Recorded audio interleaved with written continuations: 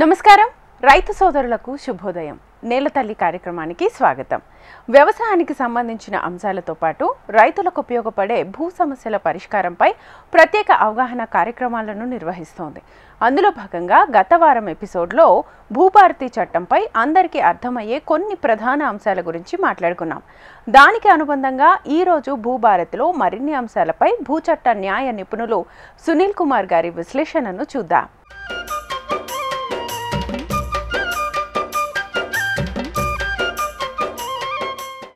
ROR చట్టం భూభారతికి ముందు ఉన్న ధరణిలో ఉన్న లోపాలతో పాటు కొత్తగా చట్టంలో ఎలాంటి మార్పులు చేశారు చేసిన మార్పుల వల్ల రైతాంగానికి ఎలాంటి ప్రయోజనాలు ఉన్నాయో ముందుగా తెలుసుకుందాం. అందరికీ నమస్కారం. తెలంగాణ రాష్ట్ర ప్రభుత్వం ఈ నెల 14వ తేదీన అంబేద్కర్ గారి జయంతిని పురస్కరించుకొని భూభారతి చట్టాన్ని అమల్లోకి తీసుకొచ్చింది.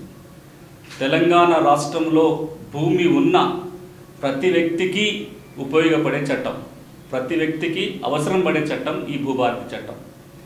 కేవలం వ్యవసాయ భూములే కాకుండా వ్యవసాయేతర భూములకు సంబంధించి కూడా, అది ఇంటి స్థలం కావచ్చు, ఇతర వ్యవసాయేతర భూమి ఏదైనా కావచ్చు, ఈ చట్టం కింద పాసు పుస్తకమో సర్టిఫికెటో ఉంటేనే ఆ భూమికి యాజమాన్య హక్కు ఉందని ఒక గుర్తింపు, భద్రత.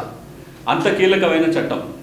గడిచిన కొన్ని సంవత్సరాలుగా ఏదైతే ధరణి పేరుతో రైతాంగం సమస్యలు ఎదుర్కొంటున్నారో ధరణి సమస్యల్ని పరిష్కరిస్తూ రాబోయే రోజుల్లో భూ యజమానులకి భద్రత కల్పించాలనే లక్ష్యంతో ఈ చట్టం తీసుకురావడం జరిగింది.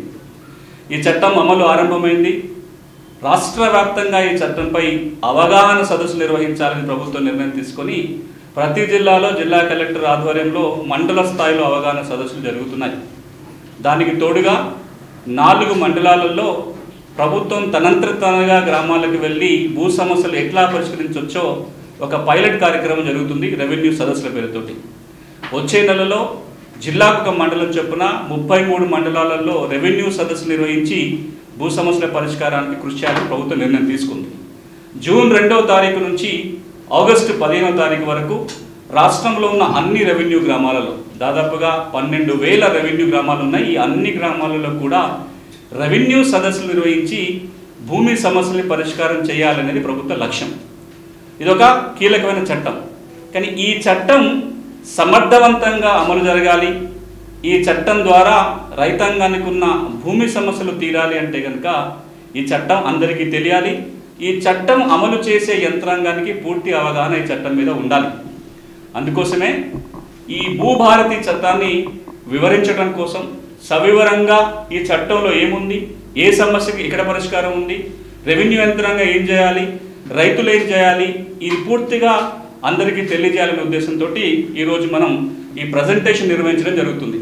చాలా చోట్ల అది లైవ్లో వస్తుంది. రాబోయే రోజులలో దీన్ని రకరకాల మాధ్యమాల ద్వారా ఇది ట్రైనింగ్లో కూడా ఈ వీడియో వాడుకోవాలని ఒక ఉద్దేశం. చాలామంది కలెక్టర్లు అడిగారు, చాలామంది రెవెన్యూ యంత్రాంగం చెప్పారు ఒక వీడియో దీని మీద సమగ్రంగా ఉంటే అన్ని చోట్ల వాడుకోవడానికి ఉపయోగం ఉంటుందనే ఉద్దేశంతో ఈ కార్యక్రమం చేయడం జరిగింది.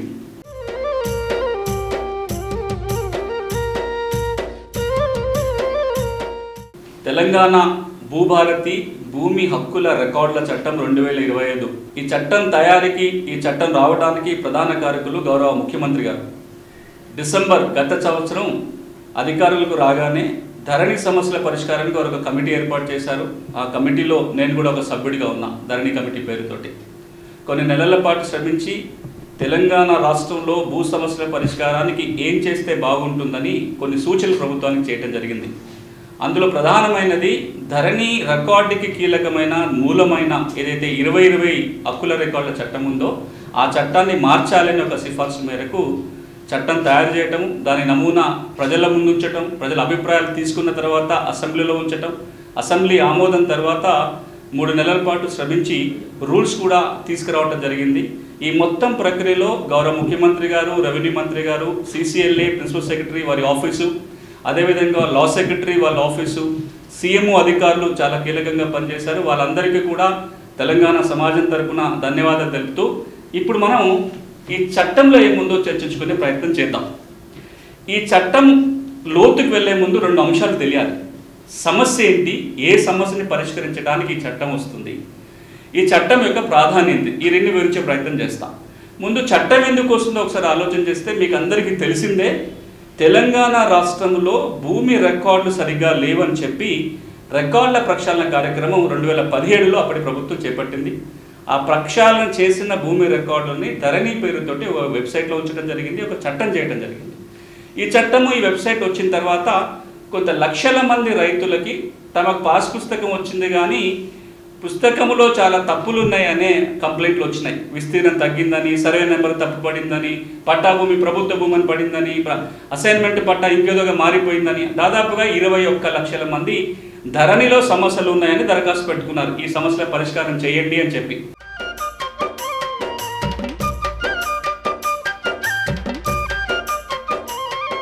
భూభారతి చట్టం ప్రాధాన్యత అర్థం కావాలంటే భూములకు సంబంధించిన 2-3 ప్రాథమిక అంశాలు మనం ముందు అర్థం చేసుకోవాలి.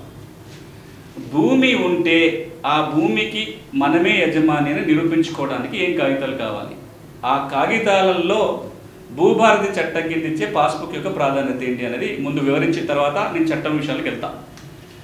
ఎవరికైనా ఒకప్పుడు భూమి ఉంటే, అంటే ఈ చట్టాలు ఈ రికార్డుల గందరగోళాలు ఏది లేనప్పుడు భూమి ఉంటే ఆ భూమికి మనమే యజమాని, స్వాధీనంలో ఉంది. భూమి దున్నుకుంటున్నామంటే దున్నుకున్న వాడిదే భూమి. ఇల్లు కట్టుకొని నివాసం ఉంటున్నామంటే ఆ ఇంటి స్థలం మనదే, దానికి ఏ పత్రాలు ఏ రికార్డులు అవసరం కూడా లేదు.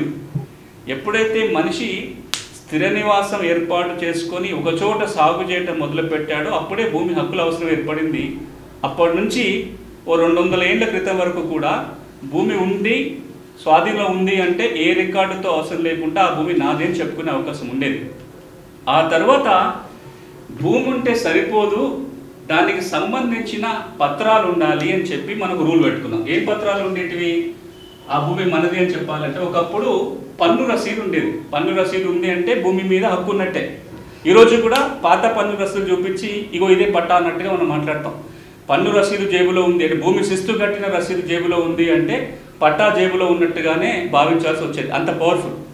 ఆ తర్వాత చాలా కాగితాలు వచ్చినాయి. 38 సర్టిఫికెట్, ఓఆర్సీ కావచ్చు, 13B సర్టిఫికెట్, సేల్ డీడు, రకరకాలుగా ఆ భూమి ఉంది అంటే ఆ భూమి కాగితాలు మన దగ్గర ఉండాలి అని చట్టం చెప్తుంది. ఈ రెండు ఉంటే సరిపోదు, నీకు స్వాధీనంలో భూమి ఉందని, నీ చేతిలో కాగితాలు ఉన్నాయని ప్రభుత్వం నిర్వహించే రికార్డులలో రావాలి. అది ఆర్ఓఆర్ రికార్డు కావచ్చు, పహానీ కావచ్చు, సేత్వర్ కావచ్చు, కాసరా కావచ్చు, రకరకాల భూమి రికార్డులు ఉన్నాయి. అంటే భూమి ఉంటే 3 ఉండాలి తప్పకుండా. స్వాధీనంలో భూమి ఉండాలి, దాని పత్రాలు ఉండాలి, రికార్డులో పేరు ఉండాలి. ఈ 3 ఉంటేనే భూమి యజమాని అని చెప్పడానికి ఉంటుంది. తెలంగాణ రాష్ట్రంలో 2017 నాటి పరిస్థితి ఏంటంటే భూమి ఉన్న చాలా మందికి కూడా అయితే కాగితాలు లేవు. అంటే పట్టదారు పాస్ పుస్తకం, టైటిల్ డీడో కాగితం లేదు. ఇప్పుడు ఇవి ఉంటే 1B కానీ పహానీ కానీ ఇతర రికార్డులో చాలా తప్పులు ఉన్నాయి, ఇవి మ్యాచ్ కావట్లా. ఒకటి ఉంటే ఒకటి లేదు. ఈ 3 ఉన్నప్పుడు మాత్రమే యజమానిగా చెప్పడానికి అవకాశం ఉంటుంది. కాబట్టి దీన్ని సరిచేసే ప్రయత్నం జరిగింది. మిగతా అంటే చాలా మందికి భూమి ఉంది కానీ రికార్డు లేదు, పట్టా లేదు. కొంతమందికి కాగితాలు ఉన్నాయి కానీ భూమి లేదు, రికార్డు లేదు. ఇంకొంతమందికి రికార్డుల పేరు ఉంది కానీ భూమి లేదు, కాగితాలు లేవు. ఇలా రకరకాల సమస్యలతో బాధపడుతున్న వాళ్ళని భూ రికార్డుల ప్రక్షాళన కార్యక్రమంలో ఈ 3 సర్కిల్స్ని కలిపి ఒకటే చేసే ప్రయత్నం జరిగింది. అంటే ఎవరికైతే భూమి ఉందో వాళ్ళకే కాగితాలు ఉండాలి, కాగితాలు ఉన్న వాళ్ళ పేర్లే రికార్డులో ఉంచే ప్రయత్నం 2017లో జరిగింది. కానీ ఈ ప్రయత్నంలో రికార్డు పూర్తిగా సవరణ జరగలేదు. ప్రభుత్వం ఒక పక్కన 99% రికార్డు సవరించారని ప్రకటించిన తర్వాత కూడా 30-40% రికార్డులు కూడా పూర్తిగా సవరణ కాలేదు. ఈ రికార్డే మనకు ధరణిలోకి వచ్చింది. 2017 LRUP రికార్డే తర్వాత ధరణి రికార్డుగా మారింది. ఈ ధరణి రికార్డే కొనసాగటం వల్ల చాలా మందికి భూమి ఉండి కూడా ఇవేవి లేని వాళ్ళు ఉన్నారు. ఏదో ఒక సమస్య ఉంది. ఈ సమస్యని తీర్చాలని వచ్చిన చట్టమే భూభారతి చట్టం. ఈ చట్టం ప్రాధాన్యత అర్థం కావాలంటే ముందు ఇది అర్థం చేసుకోవాలి.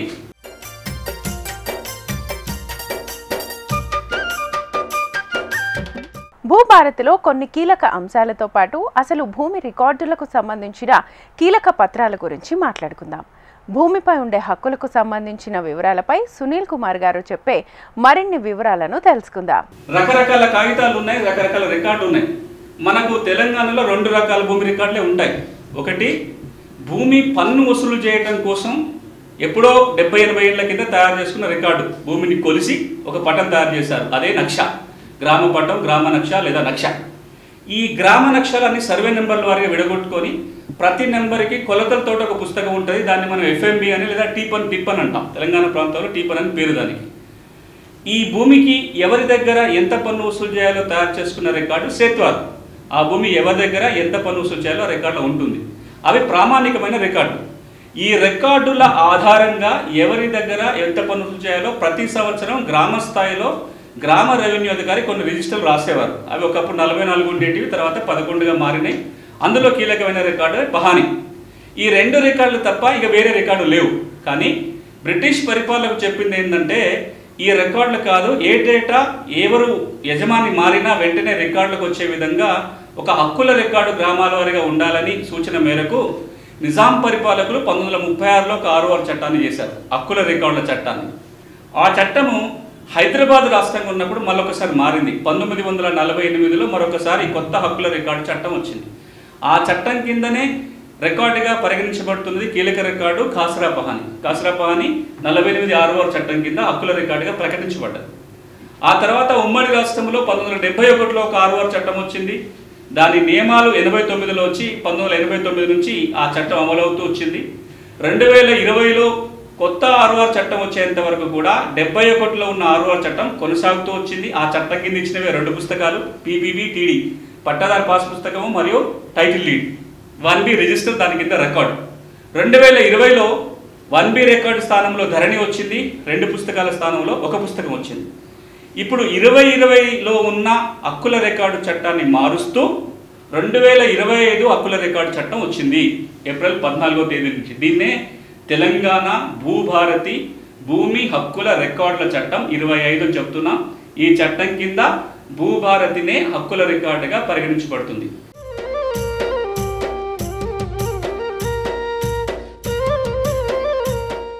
ROR చట్టంలో ఉన్న అంశాలతో పాటు ధరణి చట్టంలో ఉన్న లోపాలేంటి? పాత చట్టాలను మారుస్తూ ఎలాంటి సవరణలు చేశారు? ధరణికి భూభారతి చట్టాల మధ్య ఉన్న వ్యత్యాసం ఏంటో ఒక్కసారి చూద్దాం. హక్కుల రికార్డు ROR అన్న దీని full form record of rights, భూమి హక్కుల రికార్డు అంటాం. ఇప్పుడు ఇంతకుముందు చెప్పినట్టుగా భూమి నుంచి ఏ లబ్ధి పొందాలన్నా ఏం చేయాలన్నా ఈ రికార్డులో ఉంటేనే ఆ భూమికి సంబంధించిన ఏ లబ్ధి అయినా పొందగలుగుతాం.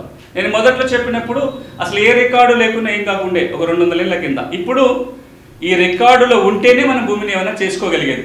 ఇప్పుడు మనం చూస్తే తెలంగాణలో ఎన్ని చట్టాలు మారినాయి RORకి సంబంధించి చూస్తే 1948లో ROR చట్టం కింద అప్పుడు అది చాలా కీలకమైన ROR చట్టం. ఇది హైదరాబాద్ రాష్ట్రంగా తెలంగాణ ఉన్నప్పుడు ఈ చట్టం కింద హక్కుల రికార్డుగా పరిగణించబడింది ఖాసరా పహాని. ఆ తర్వాత ఉమ్మడి రాష్ట్రంలో 1971లో ఏదైతే ROR చట్టం వచ్చిందో దాని కింద హక్కుల రికార్డు 1B రిజిస్టర్, చాలా పాపులర్. ఇప్పుడు అందరికీ తెలంగాణలో 1B అంటే తెలుస్తుంటుంది. ఆ తర్వాత ఈ 1B రికార్డునే 2017లో భూ రికార్డుల ప్రక్షాళన ద్వారా అందులో తప్పొప్పుల్ని సవరించి ధరణి రికార్డుగా 2020 చట్టం కింద ప్రకటించడం జరిగింది. ఇప్పుడు ఈ చట్టాన్ని రద్దు చేసుకుంటూ కొత్తగా వస్తున్న చట్టమే 2025 భూభారతి చట్టం. ఇప్పుడు ఏ ROR చట్టమైనా 4 పనులు చేస్తుంది. ఆ 4 పనులు ఏంటి అంటే, ముందు ప్రతి గ్రామానికి ఒక హక్కుల రికార్డు రూపొందించడం కానీ ఉన్నదాన్ని మెయింటైన్ కొత్తగా తయారు చేసుకోవడం కానీ. రెండోది ఆ ఒక్కసారి తయారు చేసిన రికార్డులో తప్పులు ఏమైనా ఉంటే సవరించడం. ఇప్పుడు ఖాసరా పహాని కావచ్చు, 1B కావచ్చు, ధరణి కావచ్చు, రేపు భూభారతి కావచ్చు, ఒకసారి రికార్డు తయారు కావాలి, అందులో తప్పులు ఉంటే ముందు సవరించాలి. ఇది అయిపోయిన తర్వాత ఇది ఒకసారి జరిగే ప్రక్రియ ఈ 2 కూడా. ఆ తర్వాత ఎప్పుడు ఎవరికి భూమి మీద ఏ విధంగా హక్కులు వచ్చినా ఈ రికార్డుకి ఎక్కాలి. దీన్నే మనం మ్యూటేషన్ అంటాం. కొనుగోలు చేసినా, వారసత్వంగా వచ్చినా, లేకపోతే ఇంకే మార్గం ద్వారా భూమి వచ్చినా ఈ రికార్డుకి ఎక్కాలి. ఆ తర్వాత ఒకవేళ ఇలా ఎక్కించిన వాటి మీద ఏదైనా సమస్యలు ఉంటే ఒక అప్పీల్ వ్యవస్థ ఉండాలి. ఏ ROR చట్టమైనా ఈ 4 ఉండాలి. ధరణి చట్టం ఏమైందంటే ఈ కొత్తగా హక్కుల రికార్డు ఏది తయారు కాలేదు, పాత 1Bనే కొత్త హక్కుల రికార్డుగా కొనసాగింది. ఇందులో తప్పులను సవరించడానికి అవకాశం లేకుండా పోయింది. ధరణిలో వచ్చిన పెద్ద చిక్కు ఏమైంది అంటే, ఏదైతే రికార్డు మనం ధరణిలో హక్కుల రికార్డుగా ప్రకటించుకున్నామో దాన్ని సవరించుకోవాలంటే కోర్టుకు పోవడం తప్ప చట్టబద్ధంగా వేరే మార్గం లేదు. కానీ ప్రభుత్వం రకరకాల మాడ్యూల్ ద్వారా CCLAకి కలెక్టర్కి అధికారం కల్పించారు, దాంతో చిక్కులు వచ్చినాయి. ఇక ఈ మ్యూటేషన్ ప్రక్రియలో కొన్ని రకాల మ్యూటేషన్ల మీద ఇబ్బందులు ఉండే. ఇవి ప్రధానంగా ధరణి చట్టం, మనం 2020 ధరణి చట్టం ఏదైతే అంటున్నామో ఆ ధరణి చట్టంలో ఉన్న లోపాలు. ఒకసారి మీరు స్లైడ్ మీద చూస్తే ధరణిలో గనక తప్పులుంటే సవరించడానికి చట్టంలో ఎట్లాంటి అవకాశం లేదు. కానీ కొన్ని సర్క్యులర్ల ద్వారా చట్టబద్ధత లేకపోయినా సరే ఒకప్పుడు CCLA కలెక్టర్ కొన్నింటిని సరిచేయొచ్చని చెప్పారు. ఈ ప్రభుత్వం వచ్చిన తర్వాత అధికారాలని కొంత డీసెంట్రలైజ్ చేస్తూ కొన్ని సమస్యలు తహసీల్దార్లు, కొన్ని RDOలు, కొన్ని కలెక్టర్లు, కొన్ని జేసీలు పరిష్కారం చేయొచ్చని చెప్పారు. కానీ ఈ సర్క్యులర్లకు ఏ దానికి కూడా ROR ధరణి చట్టంలో ఎట్లాంటి మార్గం లేదు. సమస్య ఉంటే కోర్టుకు పోవాల్సిందే తప్ప రికార్డు సవరణకి ప్రభుత్వం దగ్గర అధికారాలు లేవు. ఇక్కడ ఒకటి మనం గమనించాల్సింది, ROR అనేది ప్రభుత్వం నిర్వహించే ఒక హక్కుల రికార్డు పుస్తకం. ప్రభుత్వం రాస్తుంది, ప్రభుత్వం అధికారులు రాస్తారు, రెవెన్యూ అధికారులు రాస్తారు. ఈ రికార్డుల్లో కనుక తప్పులుంటే ఎవరు సవరించాలి? మళ్ళీ ఆ రెవెన్యూ యంత్రాంగం సవరించాలి తప్ప ఆ రికార్డుల సవరణ కోసం కోర్టుకు వెళ్ళటం అనేది భావ్యం కాదు. కానీ ఆ చట్టంలో కోర్టుకు వెళ్ళాలని చెప్పింది.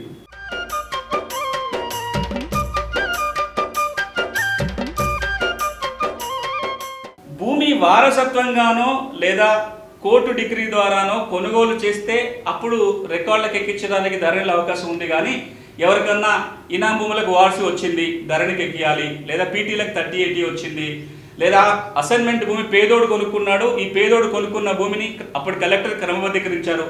ఇట్లా ఇతర మార్గాల ద్వారా భూమి మీద హక్కులు వచ్చినప్పుడు వీటిని ధరణి రికార్డుకి ఎక్కించడానికి ఆ చట్టంలో ఇబ్బందులు ఉన్నాయి. ఇదొక సమస్య. వారసత్వంగా భూమి వచ్చినప్పుడు పట్టా చేసే ప్రక్రియలో కొన్ని లోపాలు ఉన్నాయి. ఈ వారసత్వంగా భూమి వచ్చినప్పుడు ధరణి చట్టం ఏమంటుందంటే, వారసులు కనుక ఒక జాయింట్ స్టేట్మెంట్ చేసుకొని తహసీల్దార్కి స్లాట్ బుక్ చేసుకొని దరఖాస్తు పెట్టుకుంటే ఆ నిర్ణయించిన తేదీ రోజు వారసులు తహసీల్ ఆఫీస్కి పోవాలి. తహసీల్దార్కి ఎంక్వైరీ చేసే అధికారం ఏం లేదో స్టేట్మెంట్ రికార్డు చూస్తాడు, అన్ని సరిగా ఉన్నాయంటే పట్టా చేసేవాళ్ళు. ఒక్కొక్క సందర్భంలో ఓ 4 వారసులు ఉండి ఊళ్ళో 3 ఉండి ఒక వారసులు ఎక్కడో పట్టణంలో ఉంటే ఆ 3 మేమే వారసులను పోయిన సందర్భాలలో వాళ్ళకి పట్టాలైనాయి, వారసుల మధ్యలో తగాదాలు వచ్చినాయి. ఇది ఒక సమస్య ధరణిలో. అదేవిధంగా రాబోయే రోజులలో భూ సమస్యల పరిష్కారానికి ఏదైతే కొన్ని కొత్త పథకాలు కేంద్రం తీసుకొచ్చిందో, అది స్వామిత్వ ప్రాజెక్ట్ కావచ్చు, ఇంటి స్థలాల సర్వే కోసం. తెలంగాణ రాష్ట్రంలో ధరణికి సంబంధించిన కీలక సమస్య ఏంటంటే, నాకు భూమి ఉంది, నా వివరాలు ధరణికి ఎక్కలేదు, కొత్త పాస్ పుస్తకం రాలేదు అనేది ఒక సమస్య. రెండోది, నాకు భూమి ఉంది, ధరణికి ఎక్కేది, కొత్త పాస్బుక్ వచ్చింది, కానీ ఆ పాస్ పుస్తకంలో తప్పులు ఉన్నాయి. విస్తీర్ణం తగ్గింది, సర్వే నెంబర్ మాయమైంది, 4 నెంబర్ల భూమి ఉంటే 3 నెంబర్లే పడ్డాయి, 4 ఎకరాల భూమి ఉంటే 3 ఎకరాలే వచ్చింది, పట్టా భూమి భూదానను అసైన్మెంట్ అను ఇంకేదో రకంగా మారిపోయింది, నాకు వారసత్వంగా భూమి వస్తే కొనుగోలు అని పడింది, కొనుగోలు చేసిన భూమి వారసత్వంగా నమోదైంది. ఇట్లా రకరకాలుగా భూమికి సంబంధించిన సమస్యలు ఉన్నాయి. ఈ సమస్యల పరిష్కారం కోసం ధరణిలో 33, 35 మాడ్యూల్స్ వచ్చినాయి. ఈ మాడ్యూళ్ళ ద్వారా 2020 అక్టోబర్ నుంచి ఇప్పటిదాకా రకరకాల పద్ధతులు దరఖాస్తు చేసుకుంటూనే ఉన్నారు. ఒక అంచనా ప్రకారం 21 లక్షల పైగా దరఖాస్తులు వచ్చినాయి. అందులో సగం దరఖాస్తులు తిరస్కరణ గురైనాయి. ఈరోజు కూడా 1 లక్ష దరఖాస్తులు ఇంకా పెండింగ్లో ఉన్నాయి భూభారతి చట్టం వచ్చే నాటికి. ఈ సమస్యలన్నిటికీ ధరణి సమస్యలకి భూభారతి ఏ విధంగా పరిష్కారం చూపుతుంది? భూభారతి చట్టం వచ్చిన తర్వాత నాకు పాస్బుక్ లేకపోతే కొత్తగా పాస్బుక్ వస్తుందా? నాకు ఆల్రెడీ పాస్బుక్ ఉంది, ఆ పాస్ పుస్తకాల వివరాలు సరి చేయడానికి అవకాశం ఉందా? దానికి పరిష్కారమే సెక్షన్ 4 రూల్ 4 షెడ్యూల్ A. ఈ మనం గుర్తుపెట్టుకోవాలి. కనీసం ఆ సెక్షన్ల పేర్లు కొన్ని ఇంపార్టెంట్ అయినా గుర్తుపెట్టుకుంటే రేపు సమస్య పరిష్కారం కోసం వెళ్ళినప్పుడు నాకు పలానా సెక్షన్ ప్రకారము నా సమస్య పరిష్కారం చేయండి అని అడిగే అవకాశం ఉంటుంది.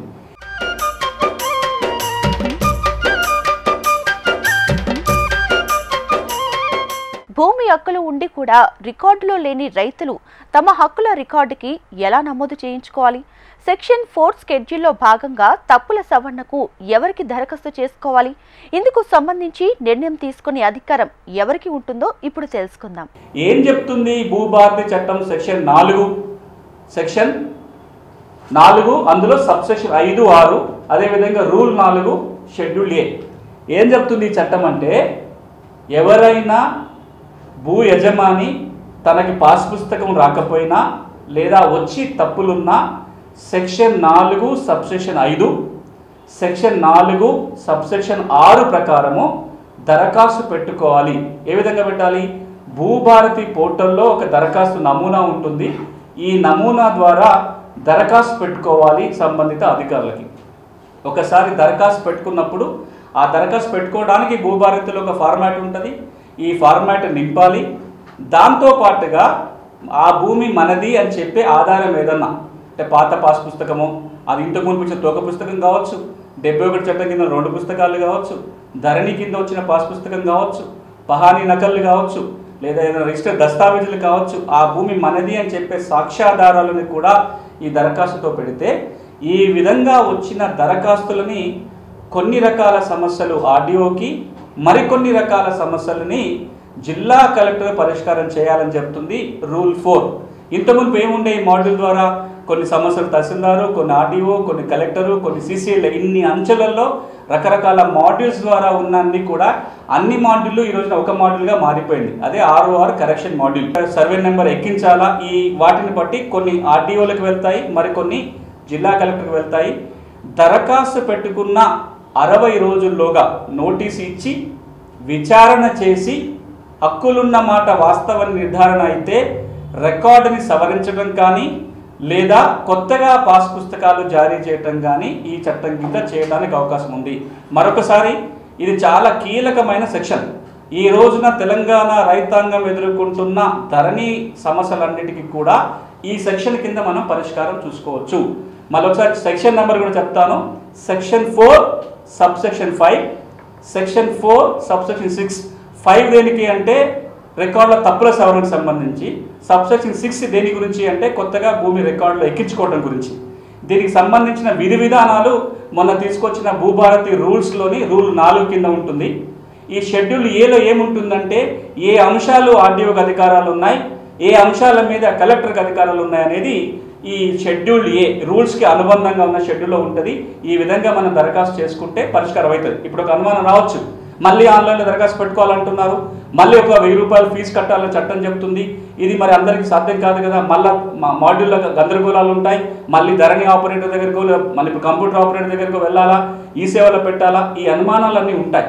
ఇప్పుడు ప్రభుత్వం ఏమంటుందంటే ఎవరైనా తెలంగాణలో ఎప్పుడైనా భూభారతి వెబ్సైట్ ద్వారా ఈ విధంగా దరఖాస్తు పెట్టుకోవచ్చు. దీనికి రాబోయే రోజుల్లో ఏదైతే అన్ని రెవెన్యూ గ్రామాలలో రెవెన్యూ సదస్సులు జరగబోతున్నాయో ఈ రెవెన్యూ సదస్సు జరిగినప్పుడు ఆన్లైన్లో దరఖాస్తు పెట్టాల్సిన పని లేదు. ప్రభుత్వమే ఒక 2 పేజీల దరఖాస్తు ఫారంని రెడీ చేసింది. ఈ దరఖాస్తు ఫారాలన్నీ కూడా గ్రామాలకు వస్తాయి. 2 పేజీల దరఖాస్తు నింపి సంబంధిత అధికారులకు ఇవ్వచ్చు. మనకు నింపడం రాకపోతే ఆ గ్రామంలో వచ్చిన రెవెన్యూ అధికారులను అడగవచ్చు.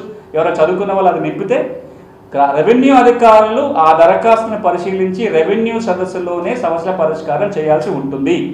అదేవిధంగా ఈ 1000 రూపాయల ఫీజు కూడా కట్టాల్సిన పని లేకుండానే గ్రామ స్థాయిలో ఈ సమస్యల పరిష్కారం చేయించుకోవడానికి అవకాశం ఉంటుంది.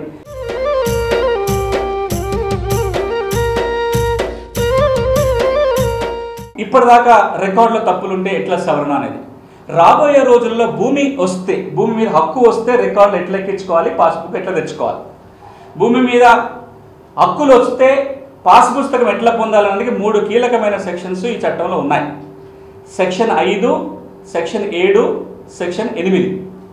అదేవిధంగా సాదా బైనామాదార భూమి వస్తే ఎట్లా రికార్డుకి ఎక్కించుకోవాలనేది సెక్షన్ 6లో ఉంటుంది.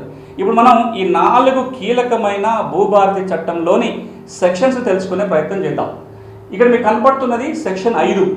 ఇది దేని గురించి అంటే ఎవరికైనా కొనుగోలు ద్వారా భూమి మీద హక్కులు సంక్రమించినట్లయితే పట్టా ఎట్లా చేయించుకోవాలనేది వివరంగా సెక్షన్ 5లో రూల్ 5లో ఉంటుంది. ఫీజు ఎంత కట్టాలి అనేది షెడ్యూల్ బిలో ఉంటుంది. ఈ షెడ్యూల్ బి అంతా కూడా దేనికి ఎంత ఫీజు అనే వివరాలన్నీ భూభారతి రూల్స్ షెడ్యూల్ బిలో ఉంచడం జరిగింది. ఏం జరుగుతుంది ఇప్పుడు ప్రస్తుతం ఏం జరుగుతుంది, భూభారతి చట్టం రాకముందు ఎవరైనా భూమి కొనుగోలు చేయాలంటే స్లాట్ బుక్ చేసుకోవాలి, స్టాంప్ డ్యూటీ రిజిస్ట్రేషన్ ఫీజు కట్టాలి, ఒక డే టు టైము కంప్యూటర్ చెప్తుంది. ఆ రోజున తహసీల్ ఆఫీస్కి పోయినట్లయితే ఆ ఒక ఫార్మాట్లోనే సేల్ డీడ్ అయిపోతుంది, రిజిస్ట్రేషన్ జరిగిపోతుంది. రెవెన్యూ అధికారి అక్కడికక్కడ రికార్డుల మ్యూటేషన్ చేసి పాత బుక్ ఉంటే పాత పాస్ పుస్తకాలు ఎక్కిస్తారు, లేదా కొత్త పాస్ పుస్తకం జారీ చేస్తారు. ఒకటే రోజు రిజిస్ట్రేషన్ మ్యూటేషన్ ఒకే చోట ఒకే అధికారి ధరణిలో చేయడం జరుగుతుంది. అసెంబ్లీలో చట్టం మీద భూభారతి చట్టంలో చర్చ జరిగినప్పుడు చెప్పిన మాట ఏంటంటే ధరణిలో ఇది ఒక మంచి అంశం, దీన్ని కొనసాగించాలి అని చెప్పి భూభారతి చట్టంలో కూడా ఇదే పద్ధతి కొనసాగుతుంది. కానీ 2 కీలకమైన మార్పులు వస్తాయి ఈ ప్రక్రియలో. ధరణికి భిన్నంగా భూభారతిలో భూముల కొనుగోలు ద్వారా పట్టా పొందాలంటే 2 మార్పులు వస్తున్నాయి. ఒక మార్పు, ధరణి చట్ట ప్రకారం దస్తావేజు అనేది కంప్యూటర్ ఫార్మాట్లోనే ఉండేది. మన సొంత దస్తావేజు రాసుకునే అవకాశం లేదు. అది ఒక 2 పేజీల ఫార్మాట్ ఉండేది. దీనివల్ల హక్కుల వివాదాలు వస్తున్నాయి. ఎప్పుడైనా లిటిగేషన్ అయినప్పుడు భూమి ఎవరి నుంచి ఎట్లా వచ్చింది, దాని చరిత్ర ఏంది, దాని లింక్ ఏంటి అనేది దస్తావేజులో లేదు. ఇప్పుడు భూభారతి చట్టం ఏమంటుందంటే, మీరు కావాలంటే కంప్యూటర్లో ఉన్న ఫార్మాట్ వాడుకోండి, లేదా ఎవరైతే భూమి అమ్మకాలు కొనుగోలు చేసుకుంటున్నారో వాళ్ళే స్వయంగా ఒక దస్తావేజ్ రాసుకొని ఆ దస్తావేజ్ తీసుకెళ్ళి రిజిస్ట్రేషన్ చేసుకునే అవకాశం ఈ చట్టం కల్పిస్తుంది. ఇది ఒక మార్పు. ఇక రెండో మార్పు ఏంటంటే, రాబోయే రోజుల్లో ఇక డేట్ ప్రకటిస్తుంది ప్రభుత్వం ప్రకటించిన తేదీ నుంచి రిజిస్ట్రేషన్ డాక్యుమెంట్తో పాటుగా భూమి పటం సర్వే మ్యాప్ కూడా ఉంచాల్సిందే. అంటే మనం ఎట్లయితే ఇంటి స్థలాలు కొనుగోలు చేసినప్పుడు సీల్డీలో ఒక మ్యాప్ పెట్టుకుంటామో, రాబోయే రోజుల్లో వ్యవసాయ భూమి అమ్మకాలు కొనుగోలు చేసే డాక్యుమెంట్తో పాటుగా తప్పకుండా ఒక మ్యాప్ ఉండాలి. ఎవరు తయారు చేయాలి ఈ మ్యాప్ అంటే, తెలంగాణలో లైసెన్స్ సర్వేల వ్యవస్థ ఇంతకుముందు ఉంది. ఒక 1000-1500 మంది లైసెన్స్ సర్వేలు ఉన్నారు. వాళ్ళని రాబోయే రోజుల్లో ప్రభుత్వం ఇంకొక 6000 మంది లైసెన్స్ సర్వేలను తీసుకోబోతుంది. ఈ లైసెన్స్ సర్వేలకి ఈ పని అప్పచెప్తారు. ప్రతి మండలంలో 3, 4, 5 లైసెన్స్ సర్వేలు ఉంటారు. వారు వెళ్ళి ఆ భూమిని కొలిచి ఒక మ్యాప్ తయారు చేయాలి. ఇది సేల్డీకి పెట్టాలి. ఇక్కడ చాలామందికి ఒక 2 అనుమానాలు వస్తున్నాయి. ఒకటి, ఇప్పటికిప్పుడే మ్యాప్ అంటే తయారు చేయడానికి సిబ్బంది లేరు కదా, రిజిస్ట్రేషన్ ఆగిపోతాయి, మ్యూటేషన్ ఆగిపోతాయని. కానీ ప్రభుత్వం ఏమంటుందంటే, పూర్తి వ్యవస్థని అందుబాటులోకి తెచ్చిన తర్వాతనే ఈ రూల్ వర్తిస్తుంది. ఇప్పుడు ఆ రూల్ లేదు, ఆ రూల్ ఇంకా అమలులోకి రాలే. రాబోయే రోజుల్లో లైసెన్స్ సర్వేలు వచ్చి మ్యాప్లు అన్నీ తయారీగా ఉన్నప్పుడు మాత్రమే ఇది వస్తుంది. ఇక రెండోది, మన తెలంగాణలో భూమి రికార్డుకి వాస్తవ పొజిషన్కి చాలా వ్యత్యాసాలు ఉంటాయి. నా పాస్బుక్ సర్వే నెంబర్ 4 అని చెప్తుంది, తీరా నేను 3లో దున్నుకుంటుంటా. నాకు 4లో భూమి ఉంటుంది, కొద్ది భూమి 3లో కూడా కలిసిపోయి ఉంటుంది. మరి కొలిసినప్పుడు రికార్డుకి దానికి వ్యత్యాసాలు ఉంటాయి కదా, మరి రిజిస్ట్రేషన్ ఆగిపోతాయేమని ఒక భయం ఉంటుంది. కానీ ఈ చట్టం ఏమంటుందంటే, మీరు ఆ భూమి యొక్క నెంబర్లు కాసేపు మర్చిపోండి. ఆ భూమి ఏది కొంటున్నారో మీకు తెలుసు కదా, మీ భూమి కొంటున్న హద్దులు మీకు తెలుసు కదా, ఆ హద్దుల చుట్టూ తిరిగి లాంగిట్యూడ్స్ లాటిట్యూడ్స్ ఫిక్స్ చేయాలి. అంటే జియో రిఫరెన్సింగ్ చేయాల్సి ఉంటుంది.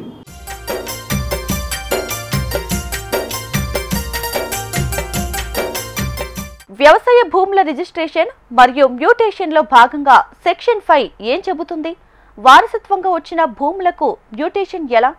స్లాట్ బుకింగ్, స్టాంప్ డ్యూటీలతో పాటు ఇందుకు సంబంధించిన ఫీజులను ఎలా చెల్లించాలన్న అంశాలపై ఓసారి చూద్దాం. ఇప్పుడు మీరు అక్కడ చూస్తున్నది ఏంటంటే ప్రొసీజర్ ఉంది. ఏం చెప్తుంది ఇక్కడ? ఇప్పుడు కొత్త దాంట్లో మీరు ఇక్కడ ప్రజెంటేషన్లో చూస్తే స్లాట్ బుక్ చేసుకోవాలి, రిజిస్ట్రేషన్ ఫీజ్, స్టాంప్ డ్యూటీ, ఆ డేట్ ఫిక్స్ చేస్తారు. ఆ రోజు మన డాక్యుమెంట్ కానీ ఆ ఫార్మాట్లో వెళ్ళొచ్చు.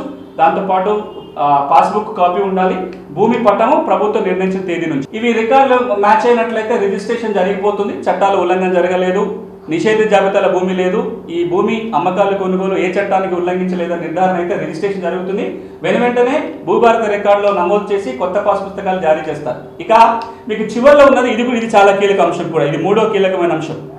ఇప్పటిదాకా ఒకసారి మ్యూటేషన్ జరిగిపోతే ఈ మ్యూటేషన్ మీద అభ్యంతరం ఉంటే కోర్టుకు వెళ్లాల్సిందే. రిజిస్ట్రేషన్ జరిగిపోయింది, వెంటనే మ్యూటేషన్ అయిపోతుంది. అందులో అమ్మినానికి భూమి హక్కు లేదు, ఆల్రెడీ ఒకసారి అమ్మేసుకున్నాడు, అది మ్యూటేషన్ జరగలేదు, మళ్ళీ అమ్మాడు. ఇట్లాంటి వివాదాలన్నీ వచ్చినప్పుడు మ్యూటేషన్ మీద కనుక అభ్యంతరాలు ఉంటే కోర్టుకు వెళ్ళాలి. కానీ ఈ చట్టం ప్రకారము తహసీల్దారు చేసిన మ్యూటేషన్ మీద కనుక అభ్యంతరం ఉంటే ఒక అప్పీల్ ఆర్డీఓకి చేసుకోవచ్చు. ఈ మ్యూటేషన్ ఇట్లా జరగాల్సింది కాదు, ఈ పొరపాటు జరిగింది అని ఆర్డీఓకి అప్పీల్ చేసుకోవచ్చు. ఒకవేళ ఆర్డీఓ ఇచ్చిన తీర్పు మీద కూడా అభ్యంతరం ఉన్నట్లయితే జిల్లా కలెక్టర్కి 2వ అప్పీల్ చేసుకునే అవకాశం ఈ చట్టం కల్పిస్తుంది. అంటే ఒక 2 అంచెల అప్పీల్ వ్యవస్థ ఈ చట్టం ద్వారా వస్తుంది.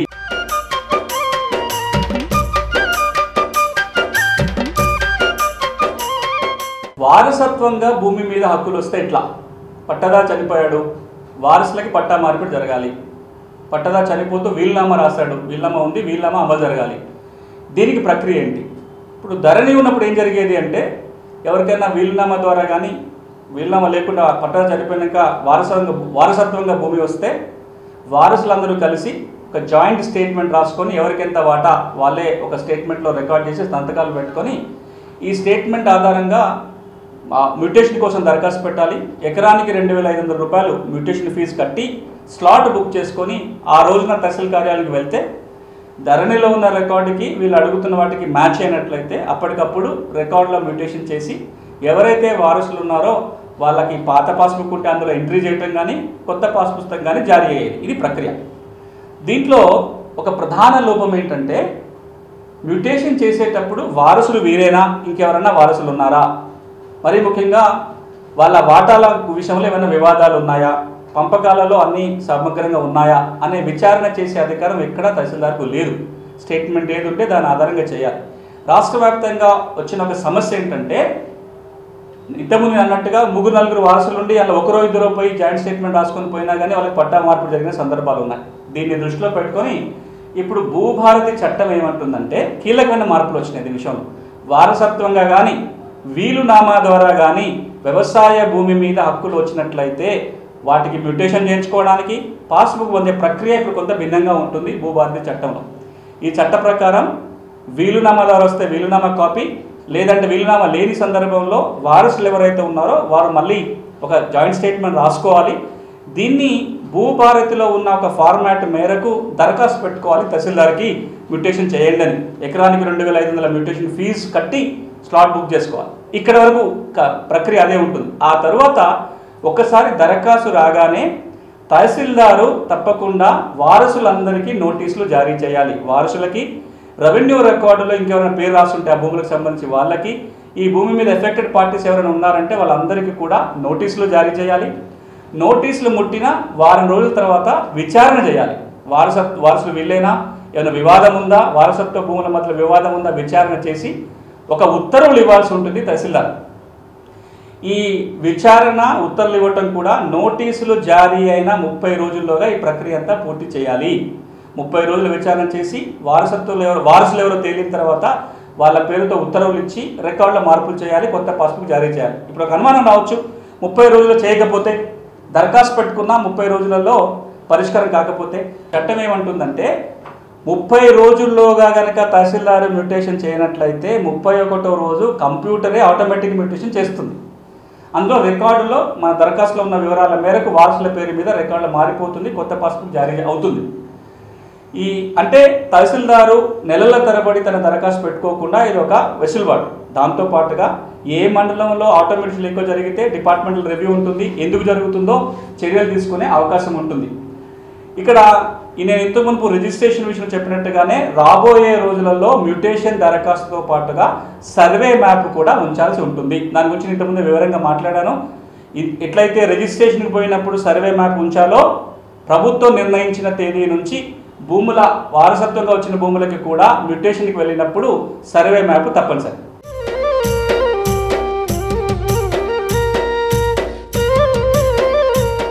ఇవి రెండు కాకుండా ఇంకా చాలా మార్గాల ద్వారా భూమి మీద హక్కులు వస్తాయి. మనం ఇప్పటిదాకా కొనుగోలు, వారసత్వం మాట్లాడుకున్నాం. ఇది కాకుండా కోర్టు డిగ్రీ ద్వారా కావచ్చు, ఇనాం భూములకి ఓఆర్సీ వచ్చినప్పుడు కావచ్చు, పీటీలకి 3080 ఇచ్చినప్పుడు కావచ్చు, ఆక్షన్లో పాల్గొన్నప్పుడు సేల్ సర్టిఫికేట్ తెచ్చుకోవడం ద్వారా కావచ్చు, లేదా లావణి పట్టా వచ్చినప్పుడు కావచ్చు, అసైన్మెంట్ పట్టా, లేదా లావణి పట్టా పేదవాళ్ళు కొంటే కలెక్టర్లు రెగ్యులరైజ్ చేయొచ్చు, అట్లా రెగ్యులరైజ్ చేసినప్పుడు వచ్చిన రెగ్యులేషన్ ఆర్డర్ కావచ్చు. ఇంకా ఏ మార్గం ద్వారా భూమి మీద హక్కులు వచ్చినా సరే వాళ్ళందరూ భూభారతి చట్టం కింద రికార్డులకు ఎక్కించుకొని పట్టా పొందే వెసులుబాటు కల్పిస్తుంది. ధరణి చట్టంలో కేవలం కోర్టు డిగ్రీల ప్రస్తావన మాత్రమే ఉంది, కానీ మిగతా అంశాలు లేవు. భూభారతి చట్టంలో ఇప్పుడు నేను పేర్కొన్న మిగతా అన్ని అంశాలు వస్తున్నాయి. ఎట్లా పట్టా మారుతుందంటే ఎకరానికి 2500 రూపాయల మ్యూటేషన్ ఫీజు కడుతూ ఆర్డీఓలకి భూభారతి చట్టంలో ఉన్న నమూనా ద్వారా దరఖాస్తు పెట్టుకోవాలి. వీటన్నిటి మీద ఆర్డీఓలు విచారణ చేసి హక్కులు వచ్చిన మాట వాస్తవానికి కనుక తేలితే రికార్డులో ఎక్కిస్తాడు ఆర్డీఓనే. వారికి ఎవరైతే హక్కుదారులు ఉంటారో పాస్ పుస్తకాలు జారీ చేయడం జరుగుతుంది. అంటే ఇప్పుడు మనం ఇద్దరు అధికారులు ఉన్నారు, రికార్డుకి ఎక్కించే అధికారం కలవాలి. కొన్ని అంశాలు తహసీల్దారు, కొన్ని అంశాల మీద ఆర్డీఓనే రికార్డింగ్ అథారిటీ. మనం ధరణి చట్టం చూసుకున్నట్లయితే అన్ని మ్యూటేషన్స్ తహసీల్దారే చేసేవాడు. అసలు కొన్ని రకాల మ్యూటేషన్స్కి అవకాశం లేని సందర్భంలో భూభారతి తెచ్చిన కీలక మార్పు ఏంటంటే భూమి మీద ఏ విధంగా హక్కు వచ్చినా సరే వాటన్నిటినీ రికార్డు చేసి పాస్బుక్ ఇచ్చే అవకాశం ఈ చట్టం కల్పిస్తుంది. ఇక్కడ ఇంకొక ప్రస్తావన కూడా చేయాలి. ఇప్పటిదాకా మనం వ్యవసాయ భూముల గురించే మాట్లాడుకున్నాం. మరి భూభారతి చట్టంలో వ్యవసాయేతర భూముల గురించి కూడా ఉంది కదా, దానిని చివరిలో వివరిస్తా. రేపొద్దున వ్యవసాయేతర భూములకి కూడా హక్కుల రికార్డు వస్తుంది.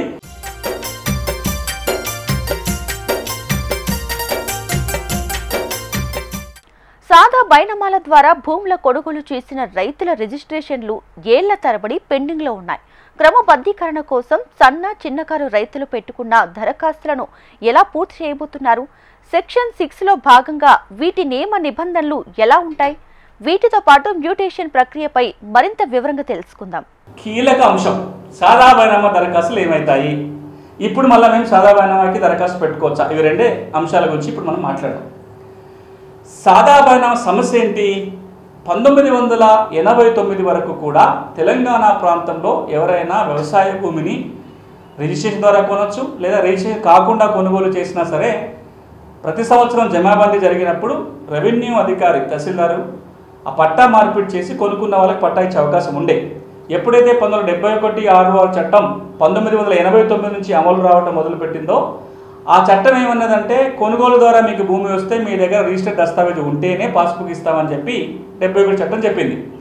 దీనివల్ల తెలంగాణ రైతాంగానికి పాస్ పుస్తకాలు జారీ చేయడం సాధ్యపడదు, సగం పైన రైతులకు పాస్బుక్ రాదు అనే ఉద్దేశంతో 1971 చట్టాన్ని 89లో సవరించి సెక్షన్ 5A చేర్చాం 6వ చట్టంలో. ఆ చట్టం ఏం చెప్తుందంటే ఎవరైనా చిన్న సన్నకారు రైతులు 1989 కంటే ముందు గ్రామీణ ప్రాంతంలోని వ్యవసాయ భూమిని కొనుగోలు చేసినట్లయితే సాదా బైనామాల ద్వారా వాటిని రెగ్యులరైజ్ చేసే అధికారం తహసీల్దార్లకు ఇచ్చారు. తహసీల్దార్ ఒకసారి సర్టిఫికేట్ జారీ చేస్తే రిజిస్టర్డ్ డాక్యుమెంట్ కింద తెల్ల కాగితం రిజిస్టర్డ్ డాక్యుమెంట్ కింద విలువ వచ్చేస్తారు, పాస్బుక్లు జారీ చేస్తారు. 1989 నుంచి 2020 వరకు కూడా పలు దఫాలుగా సాదా బైనామాల ద్వారా కొన్న భూములకి రెగ్యులరైజ్ చేయడానికి ప్రభుత్వం దరఖాస్తు తీసుకుంటూనే వచ్చింది. దాంట్లో కట్ ఆఫ్ డేట్ కూడా మార్చారు. ఒకప్పుడేమో 89 కంటే ముందు కొంటే పాస్బుక్లు ఇస్తామని చెప్పారు. తర్వాత కట్ ఆఫ్ డేట్ 2000 సంవత్సరం కింద మారింది. తెలంగాణ రాష్ట్రం ఏర్పడిన తర్వాత ఈ కట్ ఆఫ్ డేట్ 2014 జూన్ 2 కింద మారింది. అంటే ఎవరైనా 2014 జూన్ 2 కంటే ముందు సాదా బైనామా ద్వారా భూములు కొంటే రెగ్యులరైజ్ చేయవచ్చు. తర్వాత దరఖాస్తు కట్ ఆఫ్ డేట్ కూడా పొడిగిస్తూ వచ్చారు. చివరిసారిగా 2020 నవంబర్ 10వ తేదీ వరకు కూడా దరఖాస్తు తీసుకున్నారు. ఆ క్రమంలో 9,24,000 మంది సాదా బైనామాల క్రమబద్ధీకరణ కోసం దరఖాస్తు పెట్టుకున్నారు. అవి అప్పటి నుంచి ఇప్పటిదాకా పెండింగ్లో ఉన్నాయి. ఈ 5 ఏళ్లలో ఒక్క దరఖాస్తు కూడా పరిష్కారం కాలేదు. ఎందుకు అంటే ధరణి చట్టంలో సాదా బైనామాల క్రమబద్ధీకరణ కోసం నియమం లేదు కాబట్టి పెండింగ్లో ఉన్నాయి. ఇప్పుడు ఈ సాదా బైనామాల పరిష్కారం కోసం భూభారతి చట్టం ఏం చెప్తుంది? సాదా బైనామాలకు మోక్షం కలుగుతుందా, పట్టాలు వస్తాయా? చట్టం ఏమంటుందంటే మీరు ఒకసారి అక్కడ చూస్తే కూడా ఏవైతే 2020లో దరఖాస్తులు స్వీకరించి పెండింగ్లో ఉన్నాయో వాటిని మాత్రమే పరిష్కరించవచ్చు భూభారతి కింద. కొత్త దరఖాస్తులకి అవకాశం లేదు. ఇప్పుడు మళ్ళీ ఎవరు కొత్త దరఖాస్తులు పెట్టడానికి అవకాశం లేదు. ఇది నంబర్ 1 అందరూ అర్థం చేసుకోవాలి. తెలంగాణ రాష్ట్రంలో భూభారతి చట్టం కింద కొత్తగా సాదా బైనామా రెగ్యులరైజేషన్ క్రమబద్ధీకరణ కోసం దరఖాస్తులు పెట్టడానికి అవకాశం లేదు. కేవలం పాత దరఖాస్తులకే ఈ సెక్షన్ 6 వర్తిస్తుంది. ఈ పాత దరఖాస్తులు ఏం జరగబోతున్నాయంటే ప్రభుత్వం ఒక డేట్ నోటిఫై చేస్తుంది. ఆ రోజు నుంచి ప్రాసెస్ మొదలవుతుంది రెగ్యులరైజ్ చేసేది. ఎందుకు వెంటనే చేయట్లేరు అంటే గౌరవ హైకోర్టులో దీని మీద స్టే ఉంది కాబట్టి ఇప్పుడు కొత్త చట్టం వచ్చింది, రూల్స్ వచ్చింది. ఈ విషయాన్ని గౌరవ హైకోర్టుకు చెప్పి స్టే వెకేట్ చేయించాలి. ఎప్పుడైతే హైకోర్టులో స్టే వెకేట్ అవుతుందో ఆ రోజు నుంచి ఈ సెక్షన్ అమల్లోకి వస్తుంది. ఈ సెక్షన్ అమల్లోకి వచ్చిన వెంటనే ఆర్డీఓలు రెవెన్యూ డివిజనల్ ఆఫీసర్స్ ఎవరైతే ఉన్నారో వారు సాదా బైనామాలో ఎంక్వైరీ చేయాలి.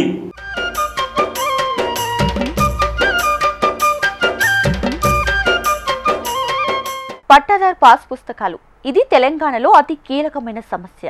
సెక్షన్ 10 ఆధారంగా పాస్ పుస్తకాలను ఎలా జారీ చేస్తారు? ఉన్నవారికి మళ్ళీ కొత్త పాస్ పుస్తకాలను ప్రభుత్వం పంపిణీ చేస్తుందా? తహసీల్దార్ చేసిన మ్యూటేషన్ల పాస్ పుస్తకాలు లేదా భూ ఆధార్పై అభ్యంతరాలు ఉంటే ఎవరికి అప్పీల్ చేసుకోవాలి? అప్పీల్ వ్యవస్థలో ఎలాంటి మార్పులుంటాయో సునీల్ గారి మాటల్లో తెలుసుకుందాం. ఇప్పుడు మనం ఒకసారి పట్టాదారు పాస్ పుస్తకాల గురించి తెలుసుకుందాం. అంటే ఏ భూమి ఉన్నా సరే వ్యవసాయ భూమి ఉంది అంటే పాస్ పుస్తకం ఉండాలి. ఇప్పుడు లేని వాళ్ళకి పాస్బుక్ ఎట్లా అంటే ఇప్పుడు మనం 2 విషయాలు చెప్తుంది భూభారతి చట్టం. సెక్షన్ 10 ప్రకారం సెక్షన్ 10 రూల్ 10 ప్రకారం ఏమంటుందంటే ఈ రోజున ఎవరెవరికైతే ధరణి చట్టం కింద ఇచ్చిన పాస్ పుస్తకాలు ఉన్నాయో అవి చెల్లుబాటు అవుతాయి. భూభారతి చట్టం కింద కూడా పాస్ పుస్తకాలుగా కొనసాగుతాయి. చాలా కీలకం కూడా. చాలామందికి భయం ఉంది. కొత్త చట్టం వచ్చింది కదా, మళ్ళీ కొత్తగా పుస్తకం పొందాలనే భయం ఉంది. కొత్తగా పుస్తకాల కోసం దరఖాస్తు చేసుకోవాల్సిన పని లేదు. ఎవరెవరికైతే ధరణి చట్టం కింద అప్పుడు ఇచ్చిన పాస్ పుస్తకాలు ఉన్నాయో అవి ఇప్పుడు కూడా కొనసాగుతాయి. ఇది నంబర్ 1. రెండోది, ఇప్పుడు కొత్తగా పాస్ పుస్తకాలు కావాలి అంటే నేను ఇంతకుముందు చెప్పిన మార్గాల ద్వారా భూమి వస్తే ఆటోమేటిక్గా పాస్బుక్ వస్తుంది. ఒకవేళ భూభారతిలో ఉండి కూడా పాస్ పుస్తకం కనుక లేకపోతే సెక్షన్ 10 కింద దరఖాస్తు పెట్టుకోవచ్చు. 300 రూపాయలు ఫీజు కడితే తహసీల్దారు కొత్త పుస్తకం ఇస్తారు. ఇది ఒక మార్గం. దీంట్లో ఇంకొక చాలా కీలకమైన అంశం ఉంది.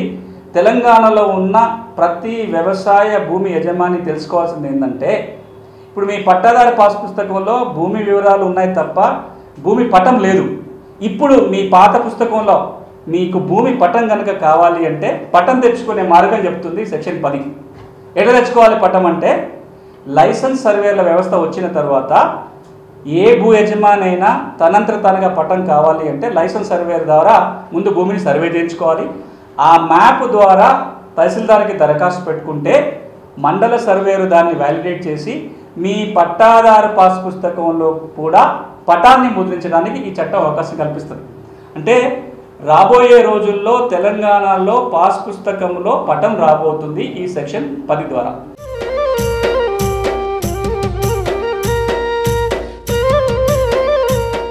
ఈ చట్టంలో అప్పీల్ వ్యవస్థ గురించి మాట్లాడుకోవాలి. అంటే ఇప్పుడు ఈ చట్టం ఏమంటుంది, సమస్యలు ఉంటే కోర్టుకు పోవాల్సిన పని లేదు, రెవెన్యూ యంత్రాంగమే పరిశీలిస్తుందని చెప్తున్నాం. కాబట్టి ఇక్కడ 2 రకాల అప్పీల్ వ్యవస్థలు ఉన్నాయి. ఒకటి, ఏదైతే ఇప్పటికే తప్పులు ఉన్నాయో వాటిని సవరిస్తే దాని మీద అప్పీల్ ఏంటి. రెండోది, ఈ సెక్షన్ 5, 6, 7, 8 కింద మ్యూటేషన్ జరిగినప్పుడు దాని మీద అప్పీల్ ఎట్లా. అవి 2 కూడా మనకు సెక్షన్ 15లో అప్పీల్ వ్యవస్థలో పేర్కొన్నారు. ఏం చెప్తున్నామంటే, ఒకటి, ఇప్పుడున్న తప్పుల సవరణ కోసమో కొత్తగా పాస్బుక్ కావాలని వెళ్ళాలంటే దరఖాస్తు పెట్టుకోవచ్చు. ఆర్డీఓనో కలెక్టరో పరిష్కారం చేయవచ్చు అని నేను ఇంతకుముందు ప్రస్తావన చేశాను. వాళ్ళ నిర్ణయాల మీద ఏమైనా అభ్యంతరాలు ఉంటే ఒక అప్పీల్ వెళ్ళడానికి అవకాశం ఉంది. అంటే ఆర్డీఓ కనుక తీర్పిస్తే కలెక్టర్ని అప్పీల్ చేసుకోవచ్చు. లేక ఆ విషయాలలో కలెక్టర్ ఇచ్చిన తీర్పు కనుక ఉంటే ట్రిబ్యునల్కి, భూమి ట్రిబ్యునల్ పెట్టబోతున్నారు జిల్లా స్థాయిలో, ఆ భూమి ట్రిబ్యునల్కి దరఖాస్తు పెట్టుకునే అవకాశం ఈ చట్టం కల్పిస్తుంది. ఇది ఒక అప్పీల్. అంటే ఇప్పుడు ఉన్న సమస్యల మీద. రాబోయే రోజులు జరిగే మ్యూటేషన్స్ ఏవైతే ఉంటాయో, అది సాదాబాయిన ద్వారా మ్యూటేషన్ కావచ్చు, కొనుగోలు ద్వారా జరిగే మ్యూటేషన్ కావచ్చు, వారసత్వంగా జరిగే మ్యూటేషన్ కావచ్చు, ఈ మ్యూటేషన్ల మీద అభ్యంతరం ఉంటే 2 అంచెల అప్పీల్ వ్యవస్థ ఉంది. తహసీల్దార్ చేసిన మ్యూటేషన్ మీద ఫస్ట్ అప్పీల్ ఆర్డీఓకి, సెకండ్ అప్పీలు జిల్లా కలెక్టర్కి వెళ్ళొచ్చు. అదే ఆర్డీఓ చేసే మ్యూటేషన్ మీద, అది సెక్షన్ 6 కింద సాదాబైనామాలు కావచ్చు, సెక్షన్ 8 కింద చేసే మ్యూటేషన్ల మీద అభ్యంతరాలు ఉంటే జిల్లా కలెక్టర్కి, ఆ పైన 2వ అప్పీలు భూమి ట్రిబ్యునల్కి వెళ్ళే అవకాశం ఈ సెక్షన్ కల్పిస్తుంది. ల్యాండ్ ట్రిబ్యునల్ రాబోయే పెడతామని ప్రభుత్వం ప్రకటించింది. జిల్లా స్థాయిలో భూమి ట్రిబ్యునల్ ఏర్పాటు అయ్యేంత వరకు భూ పరిపాలన ప్రధాన కమిషనరే ల్యాండ్ ట్రిబ్యునల్గా వ్యవహారం చేస్తారు. అంటే ఇప్పటికిప్పుడు ల్యాండ్ ట్రిబ్యునల్కి వెళ్ళాలంటే సీసీఎల్కి వెళ్ళాలి. రాబోయే రోజుల్లో ఉమ్మడి జిల్లాకు ఒకటో లేదా చిన్న జిల్లా స్థాయిలో కూడా కేసు లోడ్ని బట్టి ట్రిబ్యునల్ పెడతామని గౌరవ రెవెన్యూ మంత్రి గారు, ముఖ్యమంత్రి గారు ప్రకటించారు. కాబట్టి ట్రిబ్యునల్కి వస్తే ట్రిబ్యునల్కి వెళ్ళొచ్చు. ఇది అప్పీల్ వ్యవస్థ.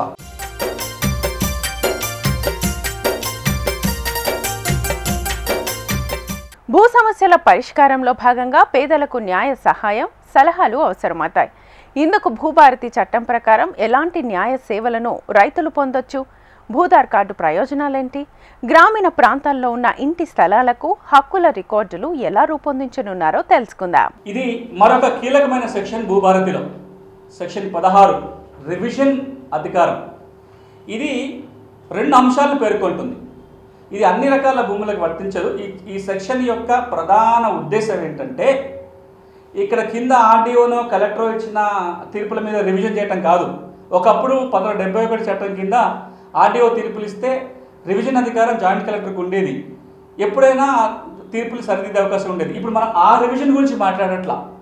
ఇక్కడ రివిజన్ ఏంటంటే, ఎవరైనా కొన్ని రకాల భూములు అక్కడ ఏదైతే రాస్తున్నామో, ప్రభుత్వ భూములు కానీ, భూదాన భూములు కానీ, అసైన్మెంట్ కానీ, ఎండోన్మెంట్, వక్ఫ్ భూములకి తప్పుడు పద్ధతిలో పట్టాలు పొందితే, దాని కనుక ఎవరికైనా పట్టాలు జారీ అయితే సీసీఎల్ఏ భూ పరిపాలన ప్రధాన కమిషనర్ ఆ కేసు తనంత తానుగా సోమోటోగా తీసుకొని రికార్డుని రెక్టిఫై చేసి ఒకవేళ ఆ భూమి కనుక వేరే వాళ్ళ స్వాధీనం వెళ్ళిపోయి ఉంటే దాన్ని తిరిగి మళ్ళీ ప్రభుత్వం స్వాధీనం చేసుకునే అధికారం ఈ సెక్షన్ 16లో ఇస్తుంది.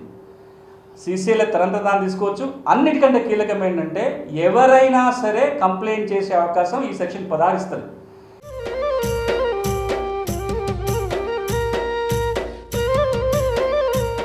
మోసపూరితంగా హక్కుల రికార్డులు మార్చే క్రమంలో విభిన్న రకాల భూములకు నష్టం జరిగే అవకాశం ఉంది. ఆ తప్పు చేసిన అధికారులకు ఎలాంటి చర్యలుంటాయి?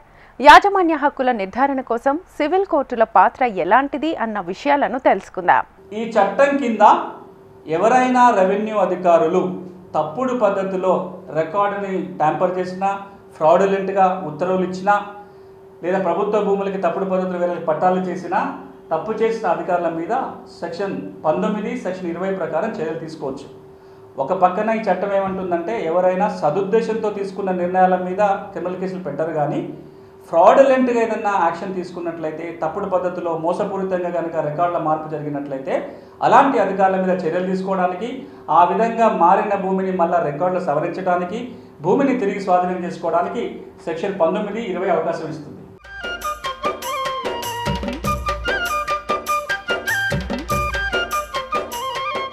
ఇప్పుడు సివిల్ కోర్టులకు ఎప్పుడు వెళ్ళొచ్చు? ధరణి చట్టం ఏమంటుందంటే ఏ తప్పు సవరణకైనా కోర్టుకే పోవాలి అంటుంది ధరణి చట్టం. భూభారతి చట్టం ఏమంటుందంటే రికార్డుల సవరణకి కోర్టుకు పోవాల్సిన పని లేదు. మరి ఎప్పుడు పోవాలి? యాజమాన్య హక్కుల వివాదం ఉంటే, ఓనర్షిప్ డిస్ప్యూట్స్, అన్నదమ్ముల మధ్యలో వాటాల తగాదా ఉంది, అది ఇక్కడ తేలదు. వాటాలు వాళ్ళన్న తెలుసుకోవాలి, కోర్టు అన్న తెలుసాలి. లేదా ఈ భూమి యజమాని ఎవరు అనే వివాదం వచ్చినప్పుడు, అలాంటి వివాదాలు ఉన్నప్పుడు కోర్టుకు వెళ్ళాలి తప్ప రికార్డులో జరిగిన తప్పొప్పుల సవరణకి కోర్టుకు వెళ్లాల్సిన పని లేదు. గడిచిన 4-5 ఏళ్లుగా పెద్ద ఎత్తున సివిల్ కోర్టుకు పోయిన కేసులన్నీ కూడా రికార్డుల తప్పిదాలకు సంబంధించి ఇప్పుడు అవసరం లేదు కాబట్టి సివిల్ కోర్టుల మీద భారం తగ్గే అవకాశం ఉంటుంది.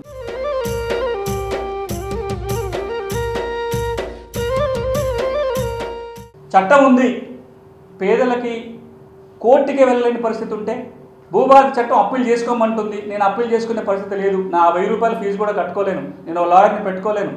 అట్లాంటప్పుడు ఏంటి అనే పరిస్థితి వస్తే దేశంలో ఏ భూమి చట్టంలో లేనట్టుగా ఎవరైనా పేదలు కావచ్చు, మహిళలు కావచ్చు, ఎస్సీ ఎస్టీలకు చెందిన వాళ్ళు కావచ్చు, భూభారతి చట్టం కింద రెవెన్యూ యంత్రాంగమే లీగల్ సర్వీస్ అథారిటీ ద్వారా కానీ, లేదా డిఆర్డీఏలో ఉన్న పారాలీగల్ వ్యవస్థ ద్వారా కానీ, మరొక సంస్థ ద్వారా కానీ ఉచిత న్యాయ సహాయం అందించే బాధ్యత రెవెన్యూ అధికారుల మీద ఉంది. అంతేకాదు ఈ చట్టం మీద అవగాహన పెంపొందించాల్సిన బాధ్యత కూడా భూభారతి చట్టం రెవెన్యూ యంత్రాంగం మీద పెడుతుంది. అందుకే మీరు చూస్తున్నారు ఈ 15 రోజుల పాటు రాష్ట్ర వ్యాప్తంగా ఈ చట్టాన్ని ప్రజలకు తెలియజేసే ప్రయత్నం రెవెన్యూ యంత్రాంగం చేస్తుంది. ఎందుకంటే ఈ చట్టం చాలా స్పష్టంగా చెబుతుంది రెవెన్యూ యంత్రాంగము ఈ చట్టం మీద అవగాహన పెంపొందించాలని.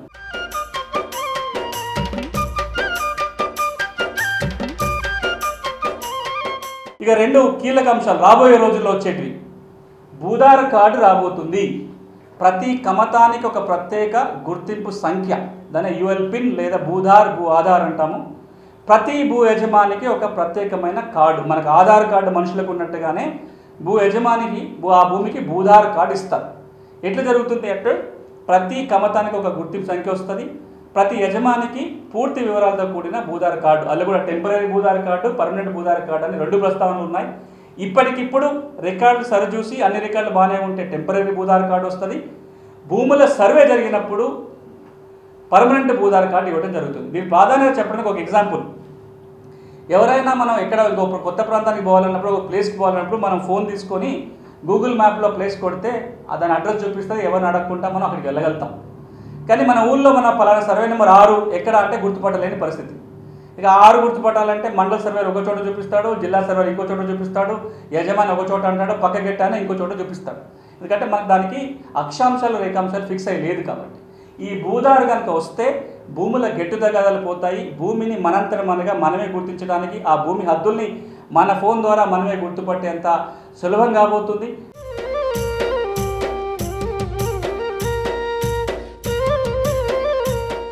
ఇక రెండో కొత్త అంశం ఈ చట్టంలో రాబోతుంది ఏంటంటే, ఈ రోజు వరకు కూడా వ్యవసాయ భూములకి రికార్డు ఉంది, కానీ ఇంటి స్థలాలకి పన్ను రిజిస్టర్ తప్ప, ఆస్తి పన్ను కట్టించుకోవడానికి పంచాయతీ వాళ్ళు మున్సిపాలిటీ వాళ్ళు మెయింటైన్ చేసే రికార్డు తప్ప ఇతర భూమి రికార్డు ఏది లేదు. భూభారతి చట్టం ఏమంటుందంటే ఈ చట్టం కింద రాబోయే రోజుల్లో ఇంటి స్థలాలకి వ్యవసాయేతర భూములకి కూడా హక్కుల రికార్డు రాయాలి. ఆ హక్కుల రికార్డు పరంగా యజమానులకి సర్టిఫికెట్లో పాస్ పుస్తకం జారీ చేయాలి. ఆ మ్యూటేషన్ ప్రక్రియ కూడా ఈ చట్టంలో ఎట్లా ఉందో చెప్పడం జరుగుతుంది. రాబోయే రోజుల్లో తెలంగాణలో ఉన్న 12,000 రెవెన్యూ గ్రామాలలో దాదాపు 11,894 రెవెన్యూ గ్రామాలలో ఆబాదీలు ఉన్నాయి. వాటిని సర్వే చేసి కొత్త రికార్డు రాబోతుంది. దీనికి తగ్గట్టుగానే కేంద్ర ప్రభుత్వం ఇప్పటికీ ఒక ప్రాజెక్ట్ తీసుకొచ్చింది, స్వమిత్వ అని, survey of village abadis and mapping with improve technology పేరుతోటి. ఈ ప్రాజెక్ట్ కింద మనం తెలంగాణ గ్రామాలు సర్వే చేసి ప్రతి ఇంటి స్థలానికి కూడా ఒక పాస్బుక్ వచ్చినట్లయితే వాటి ట్రాన్సాక్షన్ చేసుకున్నప్పుడు కానీ బ్యాంకులలో కుదరబెట్టుకుంటే కూడా ఈ కార్డు ఉపయోగపడుతుంది. అలాంటి కార్డు మనకు భూభారతి చట్టం కింద రాబోతుంది.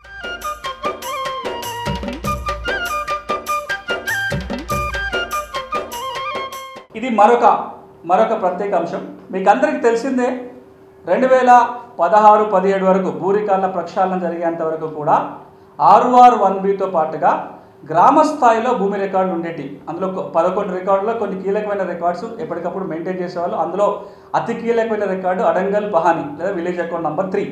తెలంగాణలో పహాని, ఆంధ్ర ప్రాంతంలో అడంగల్ అనేవాళ్ళు. దాన్ని మనం అడంగల్ అనో పహాని అనో అడంగల్ పహాని అనో గ్రామ లెక్క నెంబర్ 3 అని చెప్తుంటాము. ఈ రికార్డుల నిర్వహణ పూర్తిగా ఆగిపోయింది. భూభారతి చట్టం అమల్లోకి రాగానే ఒక 4 కీలకమైన భూమి రికార్డులు మళ్ళీ మెయింటైన్ కాబోతున్నాయి. 1 పహాని, 2 ప్రభుత్వ భూముల రిజిస్టరు, 3 మ్యూటేషన్ రిజిస్టర్ అంటే మార్పులు ఏమైనా జరిగితే రికార్డ్ చేసే ఒక రిజిస్టరు, అదేవిధంగా వాటర్ ఇరిగేషన్ సోర్స్ రిజిస్టర్ అంటాం, ఆ భూమికి నీరు సోర్స్ ఏముందో రాసుకునే ఒక రికార్డు. ఈ 4 రిజిస్టర్లు దీనికి అనుసంధానంగా ఉంటాయి.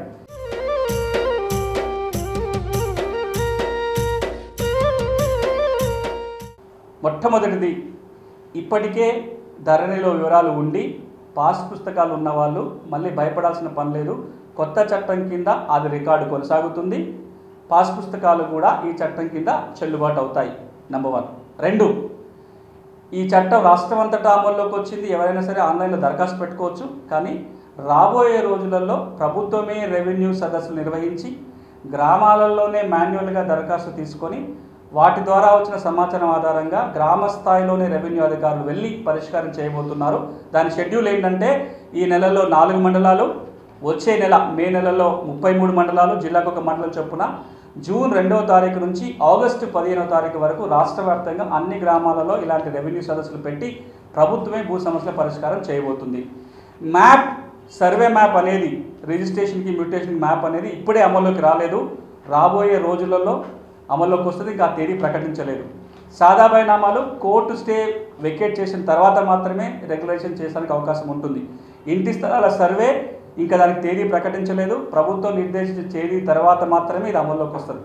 అంటే భూభారతి చట్టం అన్ని సమస్యలకి పరిష్కారం చూపే విధంగా ఉంది. కొన్ని సెక్షన్స్ వెంటనే అమల్లోకి వస్తున్నాయి, కొన్ని రాబోయే రోజుల్లో అమల్లోకి వస్తున్నాయి. మొత్తంగా తెలంగాణ భూ యజమానులు ఎదుర్కొంటున్న సమస్యలకి సమగ్రమైన పరిష్కారం చూపే దిశగా, అందుకు తగ్గట్టుగా, అందుకు అనుగుణంగా ఇందులో ఉన్న నియమాలు, సెక్షన్స్ ఉంచడం జరిగింది.